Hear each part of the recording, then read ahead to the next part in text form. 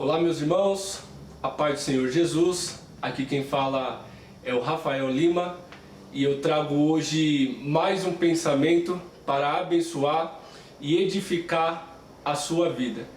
E antes de nós começarmos, eu quero pedir que você se inscreva em nosso canal aqui se você ainda não é inscrito, que você curta esse vídeo e compartilhe com seus amigos, com seus parentes, com o pessoal da sua igreja, para que sempre nós possamos alcançar o maior número de pessoas com o poder da palavra de Deus. E hoje estou muito bem acompanhado do meu amigo particular, uma pessoa que eu tenho uma grande admiração pelo seu conhecimento e a sua humildade.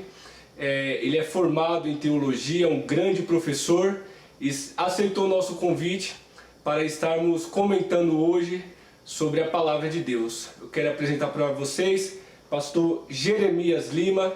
É um doutor aí da palavra de Deus, é um homem que tem muito conhecimento, e eu particularmente me sinto honrado nesse vídeo em ter a participação dele aqui em nosso canal. Pastor Jeremias, obrigado.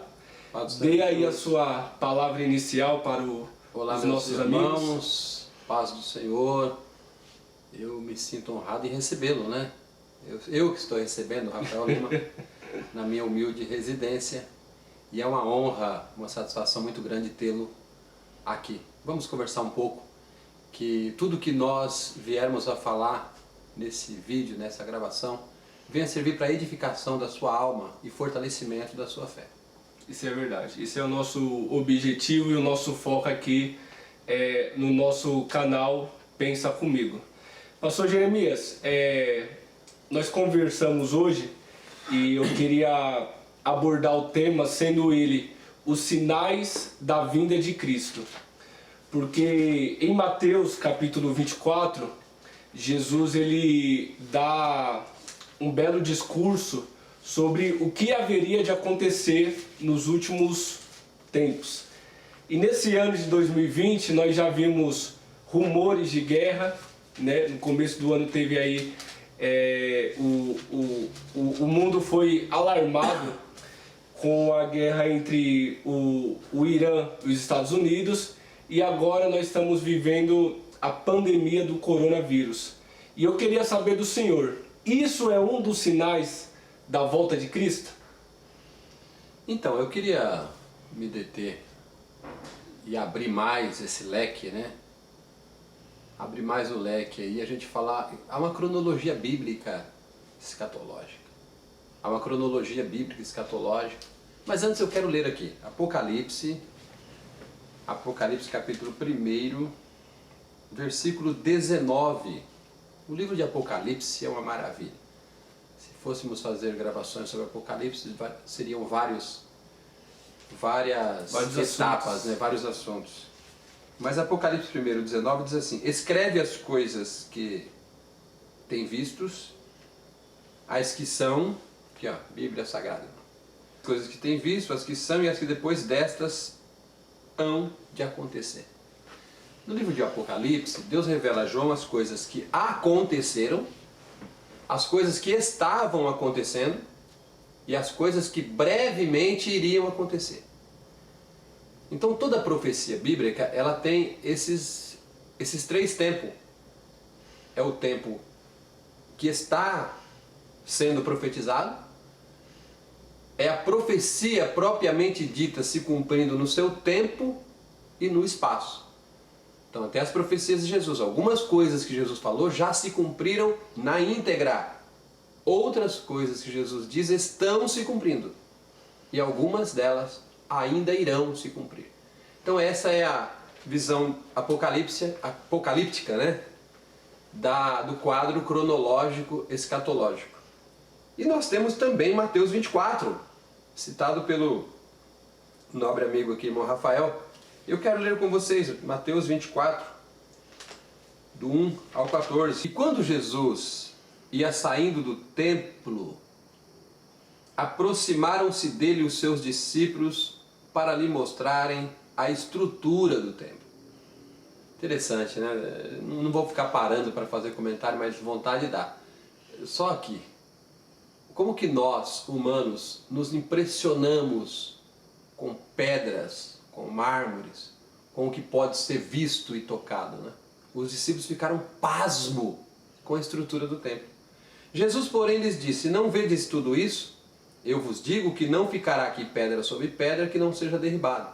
Olha aí, essa profecia já se cumpriu no ano 70. E estando assentado no Monte das Oliveiras, já não é mais o templo, chegaram-se a ele os seus discípulos em particular, dizendo: dize-nos, quando serão essas coisas? E que sinal haverá da tua vinda e do fim do mundo? 3 perguntas. Quando serão essas coisas? Quer dizer, quando que o templo vai sofrer essa queda? Quando vai ser a sua vinda? E quando vai ser o final do mundo?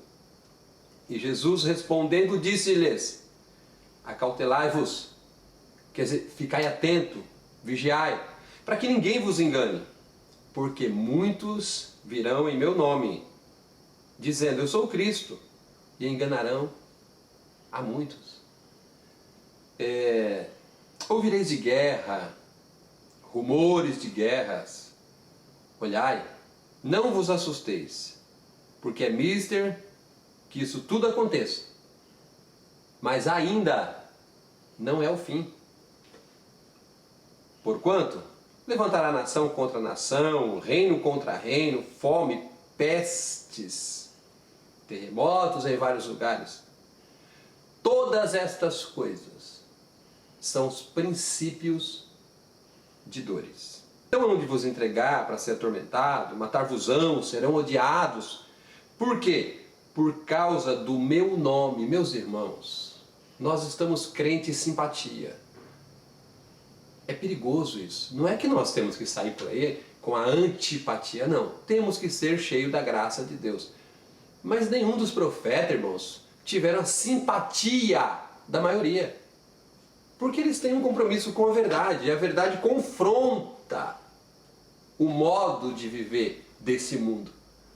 Então, ninguém gosta de ser confrontado. Então vos hão de entregar para ser atormentado, matar-vos-ão, serão odiados por todas as nações por causa do meu nome. Nesse tempo muitos serão escandalizados, trair-se-ão uns aos outros, se odiarão. Versículo 11. Surgirão muitos falsos profetas que enganarão a muitos. Isso que é o importante a gente frisar vez ou outra, porque a gente se impressiona com multidão. A gente se impressiona com multidão. De repente você está ouvindo um pastor pregando a verdade, com ousadia, com sinceridade, com fidelidade, e você vê o outro pregando e a multidão acompanhando. Cuidado, nem sempre a multidão acompanha a verdade. Verdade. Então, multidões vão ser enganadas pelos falsos profetas. Por se multiplicar a iniquidade, o amor de muitos se esfriará. Você está vendo isso hoje? O amor se esfriará. Mas aquele que perseverar até o fim, esse será salvo. Desculpa interromper, pastor. Eu estava conversando sobre esse assunto ontem, porque eu percebi que nesse tempo que nós estamos vivendo, né, da pandemia do coronavírus, tem muito crente que está comemorando pela igreja estar fechada e o povo ser obrigado a cultuar em casa. E tem muita gente feliz com isso. Então, olha o que eu vou dizer. É contraditório, é paradoxo. Mas você vai me entender no final da minha fala. O ser humano tem um certo fascínio pelo trágico, desde que ele não seja o alvo. Uhum. É sempre assim. É verdade. Você passa numa avenida, você vê um acidente, você para e dá uma olhada. Aí o motoqueiro caiu e ele está bem, ele levanta. Ah não, só foi uma queda, não morreu. No fundo, lá no fundo você pensou, será que morreu? A gente sempre aumenta. Houve 10 infectados, não é que a gente quer, irmão, me entenda bem claro. A gente sempre vai dizer, ei rapaz, já são 10, está indo para 14. A gente sempre está aumentando. O fascínio pelo... Isso é uma prova de que não amamos o próximo. Porque se eu não sou a vítima, o mal não existe, desde que ele não tenha me atingido. Mas a partir da hora que me atinge, então eu lamento a existência do mal. Mas aqui, para encerrar a leitura, você pode interromper a hora que você achar por bem. Mas o que acontece? Versículo 36 a seguir, do mesmo capítulo 24. Olha, Jesus disse: aquele dia e hora,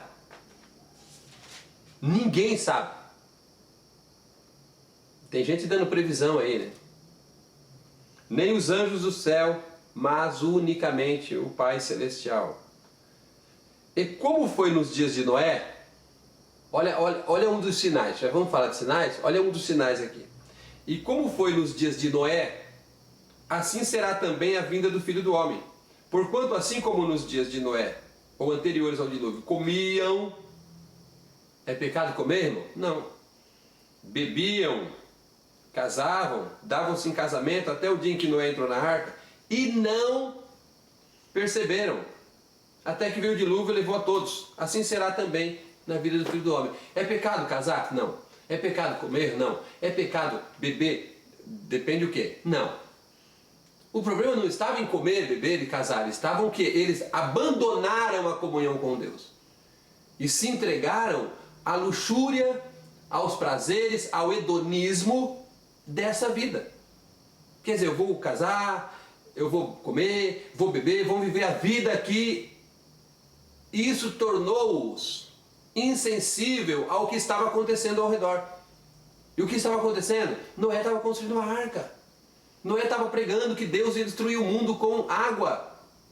Será que nós não estamos na mesma situação?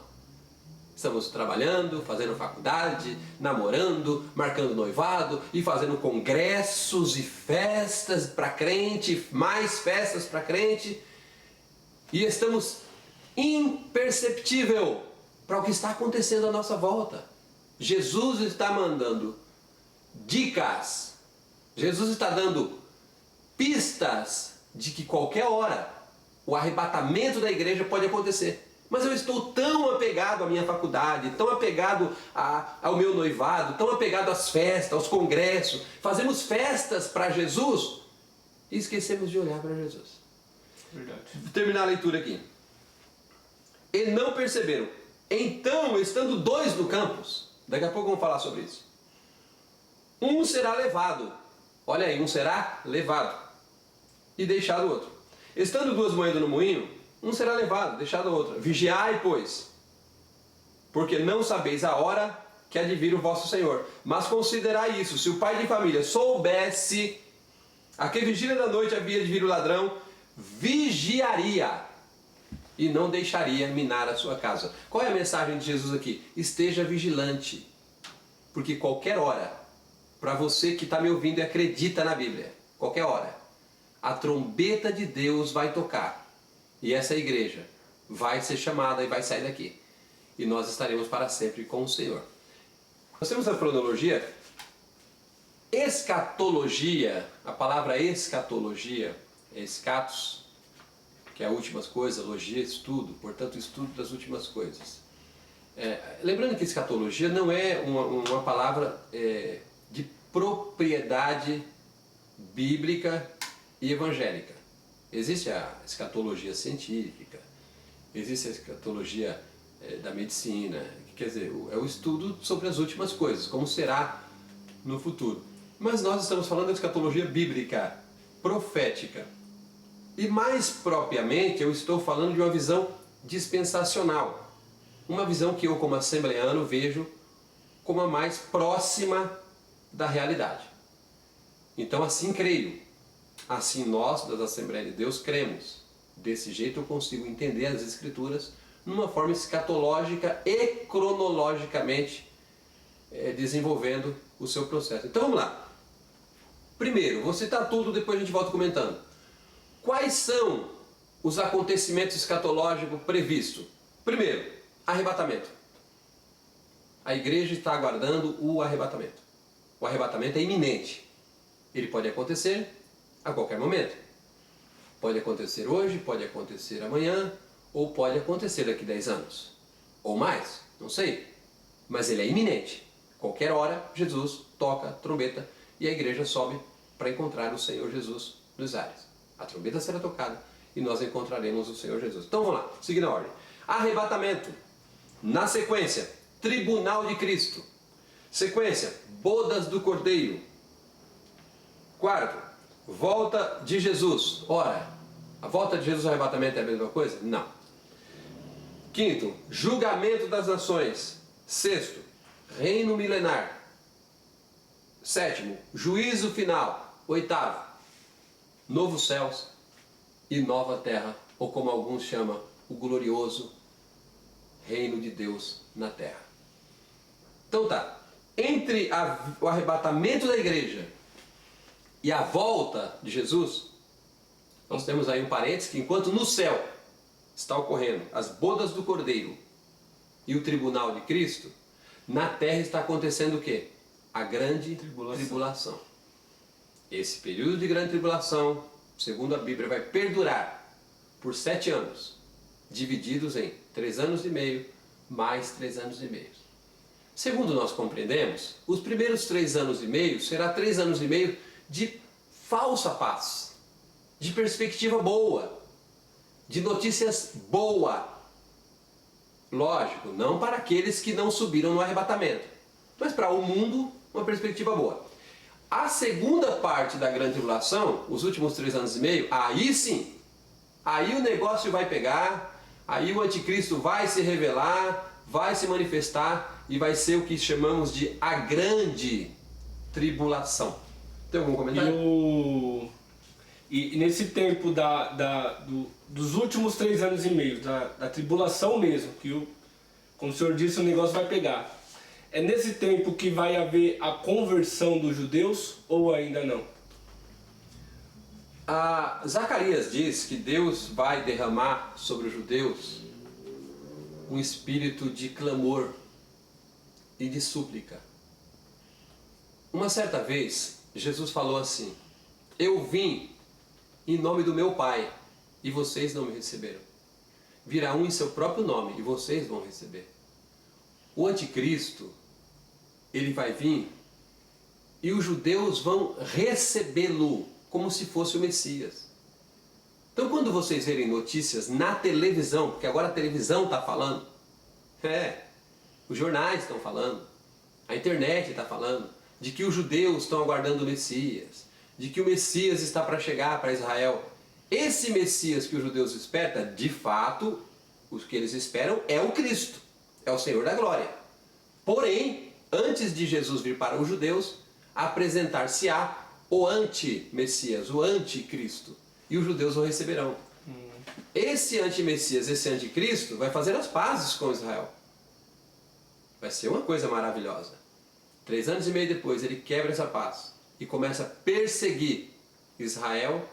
Vai ser um assunto interessante sobre a grande tribulação. Eu sugiro a gente gravar um outro vídeo para falar sobre a grande tribulação, que tem muitas coisas. Quer dizer, a grande tribulação propriamente dito, a prisão de Satanás, a guerra do Armagedon, são muitos assuntos bons. Então vamos fazer o seguinte, pastor, o pessoal que tiver interesse nesse assunto sobre a grande tribulação, deixe nos comentários aqui, faça um segundo vídeo sobre a grande tribulação, dê a sua opinião, coloque a sua pergunta sobre o assunto e logo nós iremos gravar o segundo vídeo sobre a grande tribulação. Continua, Isso. pastor. Então o que acontece? Porque é um assunto bem bacana, eu poderia estar falando tudo agora, mas a gente vai atropelar a nossa cronologia de forma clara aqui. Então vamos lá. Arrebatamento da igreja.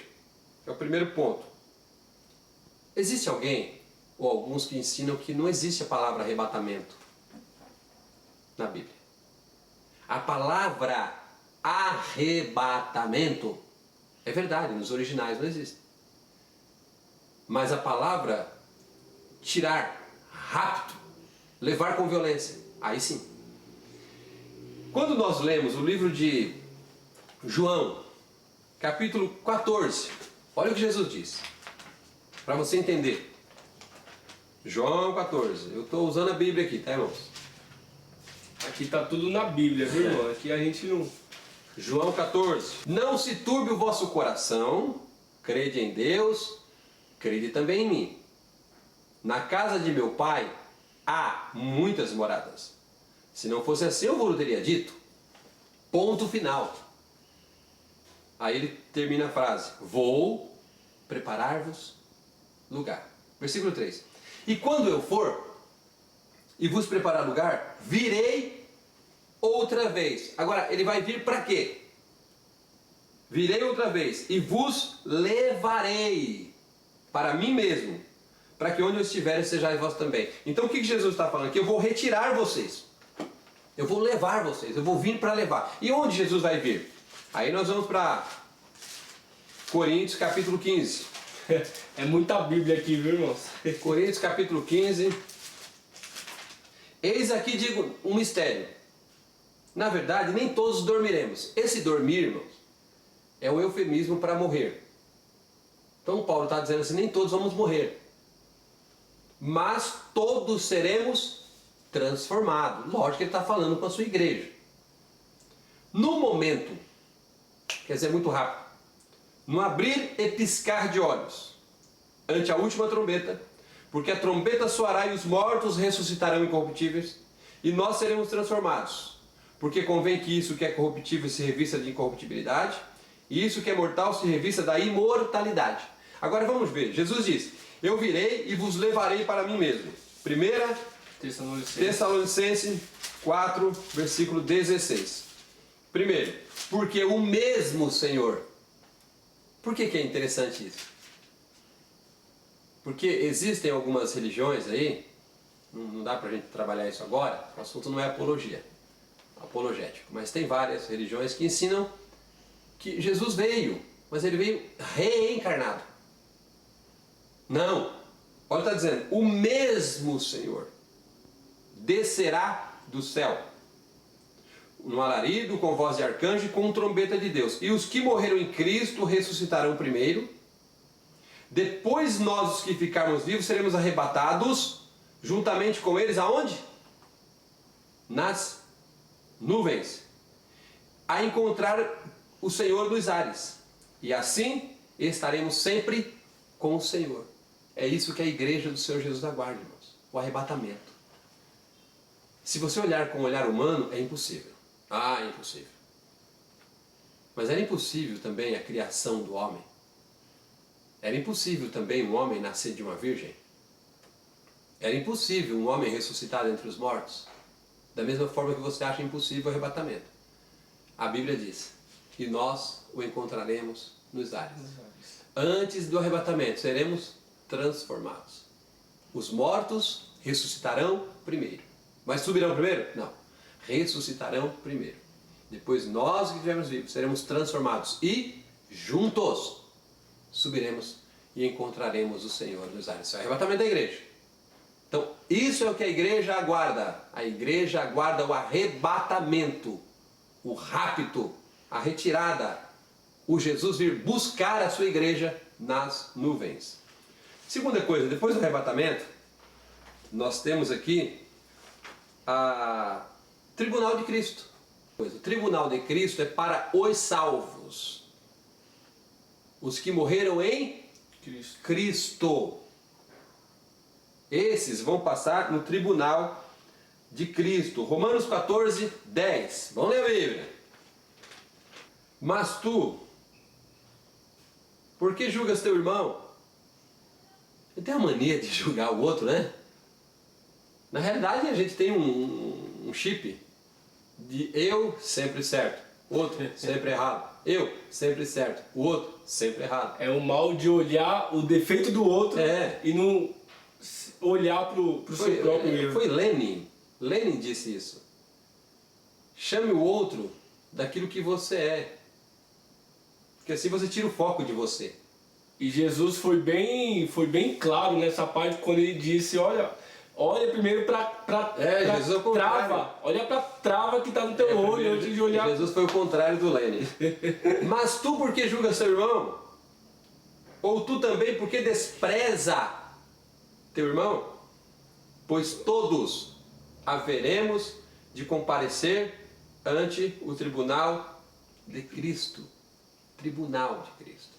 Ainda Coríntios 5, versículo 10. Porque todos devemos comparecer ante o tribunal de Cristo, para que cada um receba segundo o que tiver feito por meio do corpo, ou bem ou mal.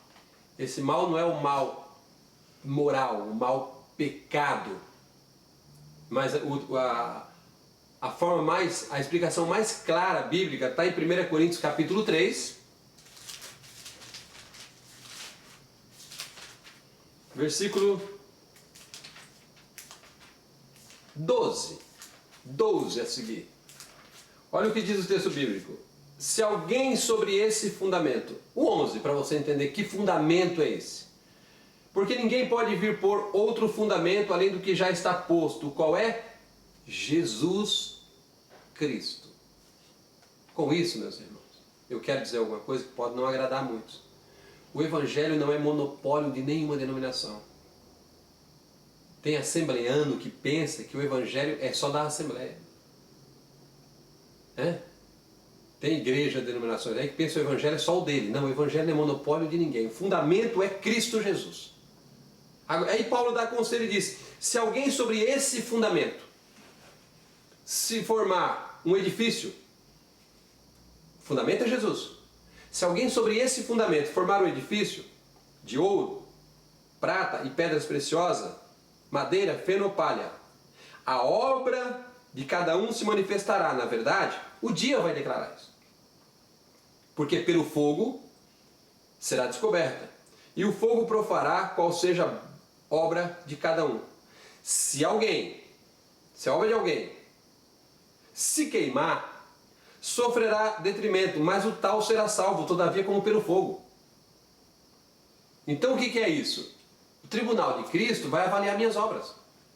Se as obras que eu fiz para Deus, a motivação foi banal, foi supérflua, está classificado aqui na madeira, palha e feno. O fogo vai destruir. Mas se as obras que eu fiz para o Senhor foi baseada no amor, então, está comparando aqui a ouro, pedras preciosas. Porque aí o fogo não vai consumir. E nós vamos receber galardões por aquilo que fizemos. Então quando você fizer algo para o Senhor, não importa que seja para a multidão ou que seja para uma só pessoa. Faça com amor. Coloque o seu coração naquilo que você faz. E aí você vai ser galardoado. Jesus diz lá em Apocalipse, eis que venho, e o meu galardão está comigo, para dar a cada um segundo as suas obras. Por que não trata-se de salvação? Porque a salvação não é por obra. A salvação é graça. Olha o que o apóstolo Paulo diz. Pela graça sois salvo. E isso não vem de vós. É dom de Deus. O que é dom de Deus? A graça. Não vem das obras, para que ninguém se glorie. Está dando para entender? Então as obras que nós fazemos porque somos salvos, não para ser salvos. E ela vai somar para nós galardões, recompensa. Então o tribunal de Cristo não é para condenação, é para reconhecimento do nosso trabalho diante do Senhor. Tá, entendido sobre o tribunal de Cristo, vamos para a segunda parte, terceira parte. Bodas do Cordeiro. Então já ouviu falar muito sobre as bodas do Cordeiro, né? Uma certa vez Jesus tomando a última ceia com os discípulos, Jesus falou assim, Jesus, não beberei mais do fruto da vide, até que se cumpra lá no reino dos céus. Coisa linda. Jesus olha para os discípulos e diz assim, eu desejei muito comer convosco essa Páscoa. E a partir de agora, eu não vou mais estar participando com vocês aqui, no corpo, até que se cumpra no reino do céu. O que Jesus está falando? Quando a igreja for levada, passado pelo tribunal de Cristo, a igreja está galardoada. Agora ela participa das bodas do Cordeiro, com a presença de Jesus Cristo, juntamente com a sua noiva, com a sua igreja amada. Glória a Deus. Qual o texto bíblico para as bodas do Cordeiro? Vamos ler só um. Apocalipse capítulo 19, 19, 7. Regozijemo-nos e alegremo-nos, demos-lhe glória, porque vindas são as bodas do Cordeiro, e já sua esposa se aprontou. Que coisa linda, irmãos. Eu não sei se você se emociona quando fala isso, eu sim. Que a igreja sofre, luta, batalha, caminha, prega, é ridicularizada, tem hora que a gente recebe alguns elogios, mas é luta, batalha. Um dia tudo isso acaba, aleluia, e nós estaremos nas bodas do Cordeiro. Olha aqui, regozijemo-nos, alegremos, demos-lhe glória, porque vindas são as bodas do Cordeiro, e já a sua noiva ou a sua esposa se aprontou. Versículo 9 ainda. E disse-lhe, escreve, bem-aventurado aqueles que são chamados à ceia das bodas do Cordeiro. E disse-me, estas são a verdadeira palavra de Deus. Que coisa linda. Glória a Deus. Então você está preparado para participar das bodas do Cordeiro? Para participar das bodas do Cordeiro, você tem que subir no arrebatamento. Você está preparado para subir no arrebatamento? Se não está, ainda há tempo. Você que está me ouvindo agora, abra o seu coração para Jesus.